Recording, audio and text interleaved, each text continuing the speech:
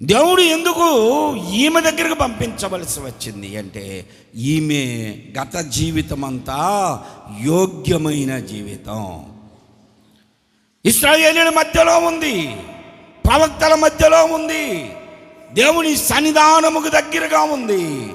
కరువు రాగానే, కష్టం రాగానే, కొంచెం శ్రమ రాగానే సంఘమును వదిలిపెట్టి, సహవాసాన్ని వదిలిపెట్టి, యాజకులను వదిలిపెట్టి, రాజుల సముఖము నుండి, సొంత జనాంగము దగ్గర నుండి పారిపోయింది. బ్రతుకు తెరువు కొరకు వెళ్ళిపోయింది. అక్కడికి వెళ్ళి భర్తను పోగొట్టుకుంది. దేవుడు ఆలోచన చేశాడు, బిడ్డను కూడా పోగొట్టుకోకముందే ఇప్పుడు ప్రవక్తని ఆ ఇంటిలోనికి పంపిద్దాం. దేవునికి స్తోత్రం. కారణం ఏమిటి అంటే, దేవుని శాపము ఇదిగో నయోమి కుటుంబంలో జరిగినట్లుగా ఈమె ఇంటిలో కూడా ఆ